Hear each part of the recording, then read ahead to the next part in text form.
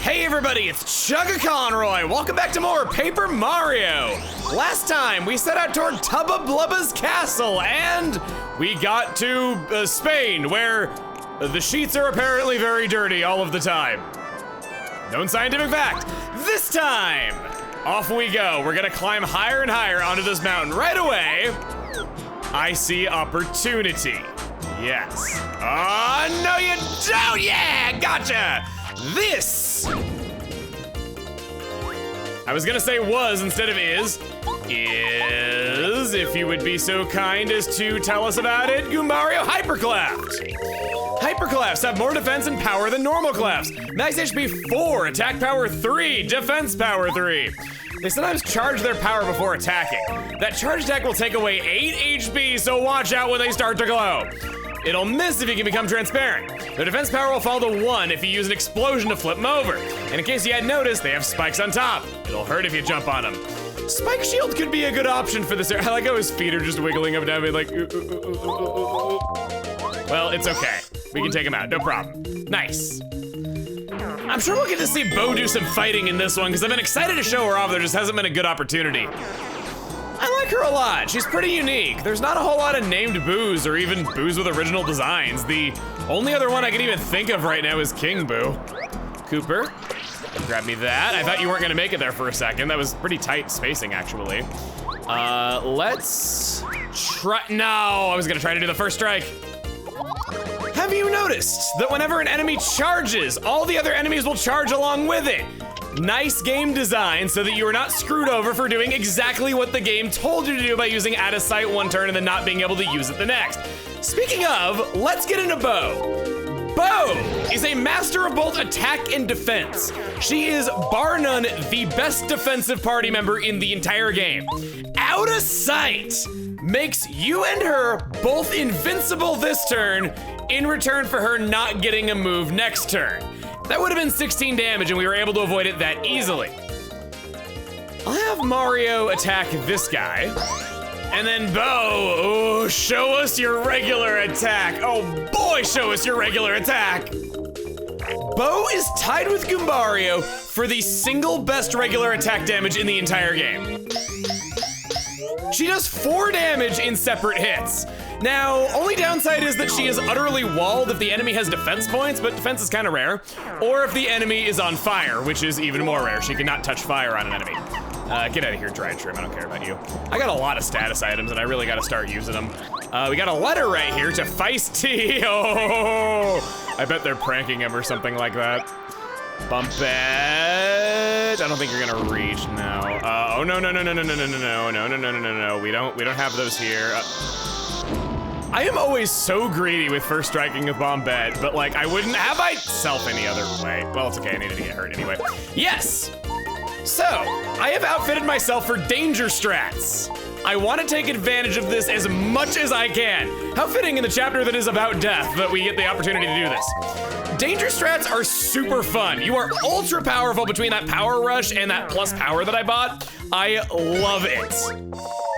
It's not particularly hard to get down to 5 HP either, and just because you're at 5 HP doesn't mean that you're necessarily going to die.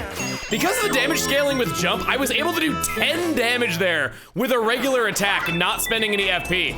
We'd be kind of hard pressed to get that from an FP attack if I'm being honest with you, unless it was power bounce. Nope. Oh goody, they're all flying. Okay, well this sounds like a good opportunity to use double dip. This is 1 badge point and 3 FP for 2 items per turn. There's tons of options. You could status and attack like I'm doing right here. You could, no, I do want a double dip. Okay, we could do a status and an attacking item. We could turn invisible with a repel gel and then heal. There are so many options here. It's a great filler badge for any build due to its low BP cost. Oh, that didn't lower them. Oh. Okay, how about Paracarry? You seem pretty good. There are a few exceptions to how it works. It might not always be the best option simply because Mario only gets 10 item slots ever. So you are sort of consuming more than just the FP and the BP in order to do it. That is a drawback. As you saw, you can change your mind and only use one item after all, but the FP is already consumed. Similarly, a stone cap as the first item cuts off the effect ending Mario's turn prematurely, so don't use that one first.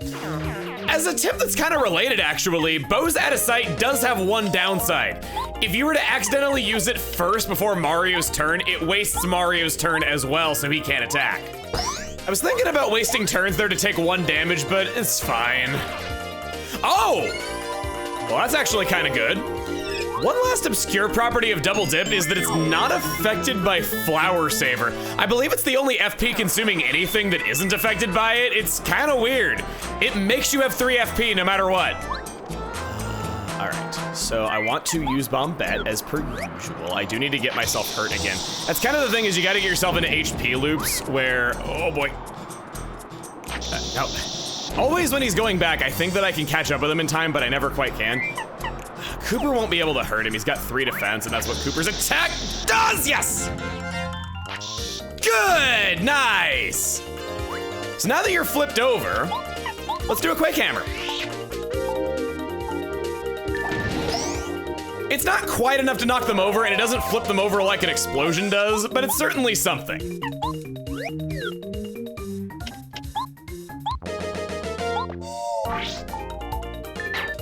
I was right, Cooper cannot do anything against them.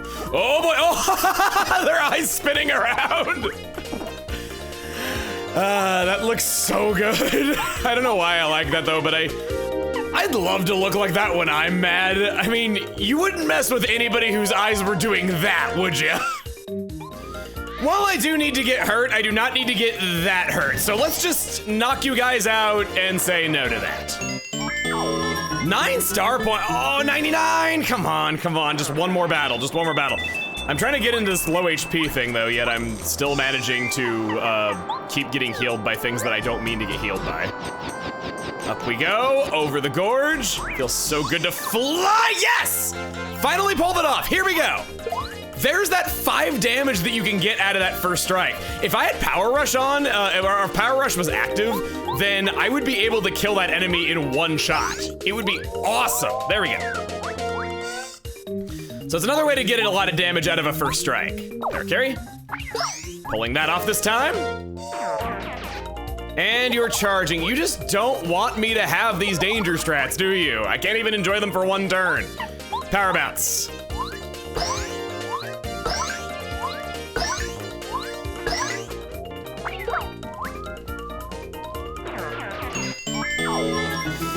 Three star points, yee! I say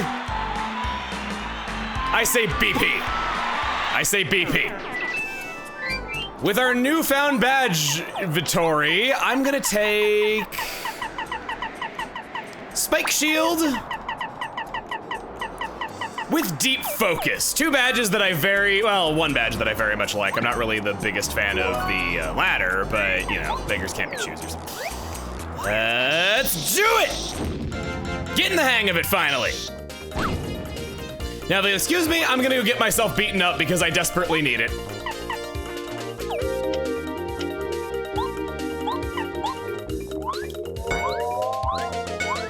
Oh crap, I can't flip them over like I thought I could. That changes things a lot now, doesn't it? That means Spike Shield is terrible for this. Getting loads of star points every encounter. Every 10th or so encounter, we're seeing a level up, and I got myself to exactly 5 HP. I am avoiding those hearts like the plague. I cannot risk picking them up. So, sorry, in this one instance, coin left behind. Twice even. I know, I'm really selling myself out for the agenda of danger strats. Star piece right there, and then we get 1 coin. Bo, you swap back in because you're very central to this conflict. And here we are. We have reached something of an impasse. I want to ground pound around here because I think there's something around this way. I was mistaken. I butt-doused all over this place, forwards, frontwards, and buttwards, and I could not find anything. But here we are. I've yet to show off the map. This is Tubba Blubba's castle. The invincible Tubba Blubba lives in this castle. There's all sorts of little fun descriptions, and you can see how the world all fits together. Some of these descriptions even update over time, like, The ancient ruins appeared mysteriously in Dry Desert. A star spirit was once held here by Toot and Koopa, so it changes depending on what the story progress is. It's a pretty neat little thing, and you can just see like how everything goes together. You can see the castle up here in the sky. I remember just gazing at this map for so long as a kid and reading all the little descriptions and wondering like where the adventure would take me next and if we'd get to go here or there or any such place. But here we are. He's got these guards. These jellyfish are officially known as sentinels. We could use Bo to avoid them, or we could use Speedy Spin. That's good too. Additionally, the guards in Tubba Blubba's castle are asleep, and as long as we don't move fast like that boo was telling us, we're good to do that right in the bum. Wow, you didn't die from that. That's downright impressive, actually.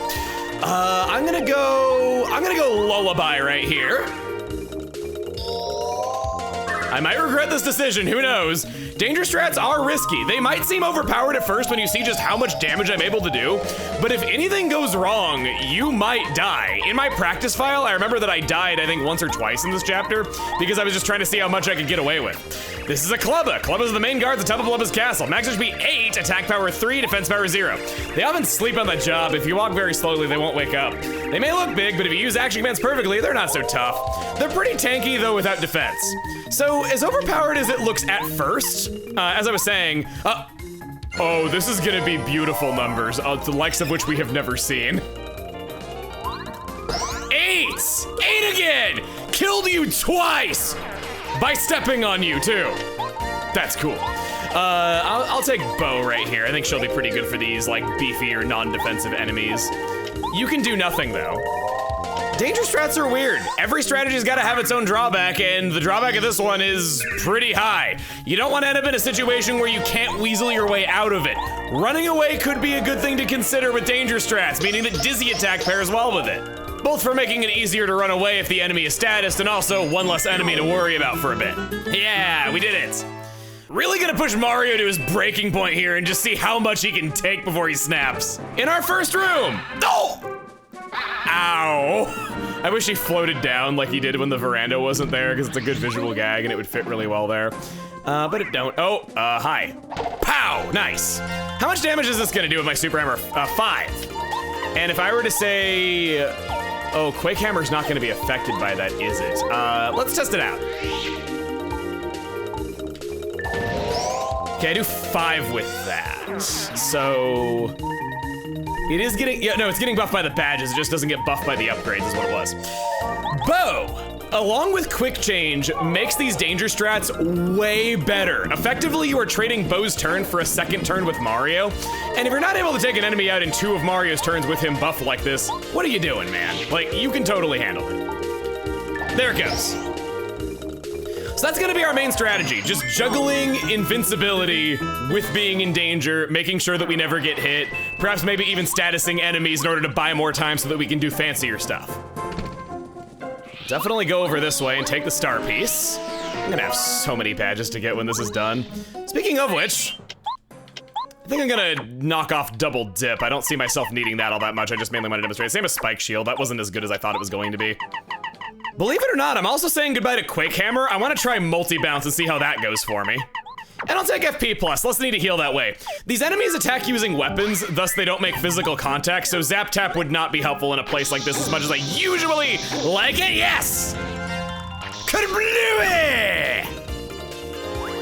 So we saw how much Quake Hammer did. Oh wow, nice voice correct me. How about multi-bounce? Okay, it's basically the same, so it doesn't really make that big of a difference.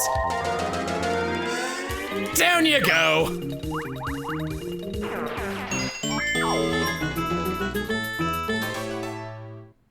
Oh, no, that heart was out for blood! It was attacking me! How dare you want to heal me! Hit that as well, and now that I know that multi-bounce isn't special and it has a more difficult action command to do, I want Quake Hammer back. Swap my badges around like a fiend. We're actually almost at capacity on our badges. We can only have 30 max BP throughout the entire game, after which point it will not be eligible for upgrades anymore. So we have to be mindful of that. We are almost unable to equip any more badges at once. Quack Hammer.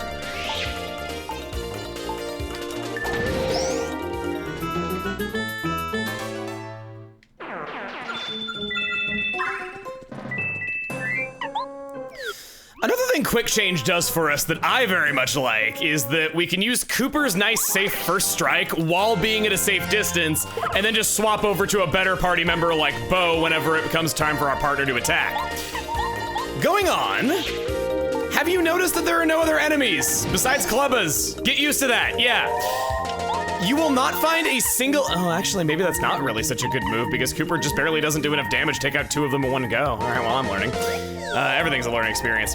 Have you noticed there are no other enemies besides Clubbas? Get used to that. There are no other enemies in all of Tubba Blubba's castle, so we're gonna be seeing a lot of these guys and we're gonna have to get used to fighting them. That's really all there is to it. We don't really get anything else to deal with those, so just get adept at it. They are asleep on the field, making them easy pickings for a, oh God, all right, well that's bad.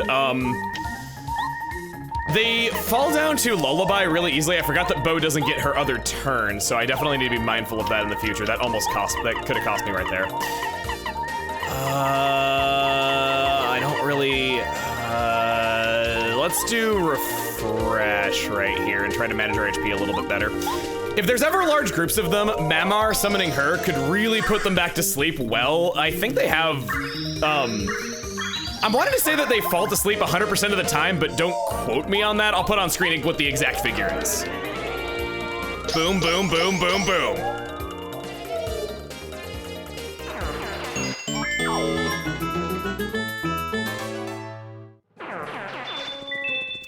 Nice, nice. And while they're asleep with Lullaby, we could always use focus to replenish our star power.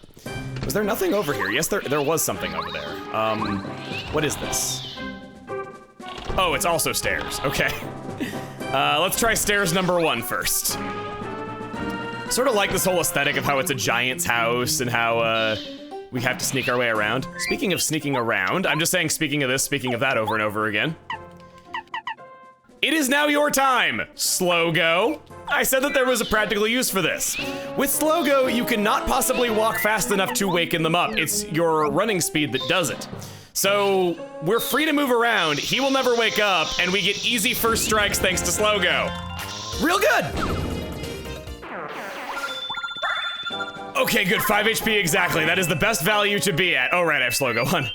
Anyway, I was saying that I love this place. It's a nice take on the whole trope of an area where you're tiny, just that instead, all the furniture is Tubba-sized.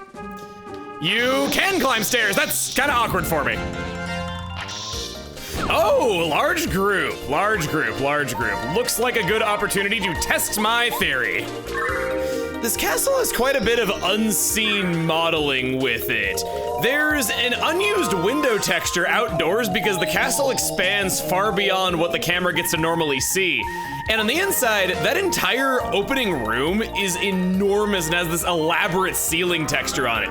It's quite breathtaking for an N64 game, actually. I remember really liking this a lot when I got to see how the castle all fit together.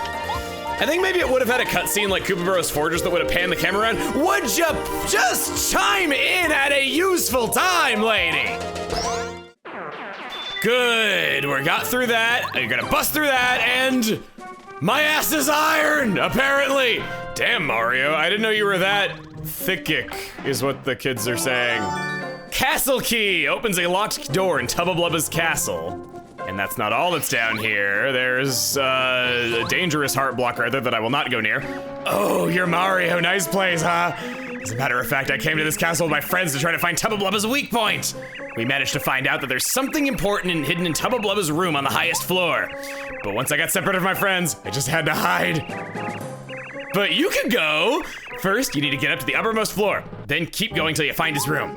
Happen to run into Tubba Blubba. Don't, I repeat, don't fight with him. He's invincible, really. Until you find a secret weakness, you're better to just run away. You got that? What do you have to say about this guy, Goombario? He's kind of out of here. This Boo's hiding in Tubba Blubba's castle. The castle is terrifying for Boo, so I guess this guy's got guts. He must have come to try to find the secret Tubba Blubba. That monster must have some weakness hidden here. Everyone keeps telling me he's willing to risk his own life, but does that really have that much high stakes if he's already dead? Yeah, not a lot of Boos would dare come here. Super block. We're now back in the good graces of completion by having all of our partners upgraded. Take it, Bo. Boing, boing, boing. And now that we've made it all the way to the end of this area, I'm just gonna let myself get caught. Ah! It's ripping off my head! Just spits you out. These things will try to catch and throw us out. Shut up, Bo. This is speedrunning tactics. I didn't want to be invisible or not get caught. We go back to the beginning this way. There's no penalty for getting caught other than loss in progress. I mentioned that these jellyfish were called sentinels, or at least that's what we think they're called. The source for this comes from the author Bart Farkas in the Brady Games Guide. No other English name of this enemy ever surfaced, and this is their only appearance in any Mario game. So we don't know if this was just what he called them, or if he had contact with the developers, or what exactly, but unless something else comes out saying they have a different official name, they are officially called sentinels as far as we know. I didn't mean to get caught there. I was actually gonna do a nice outro right there, but I guess I'll just do it out here and get my overalls dirty.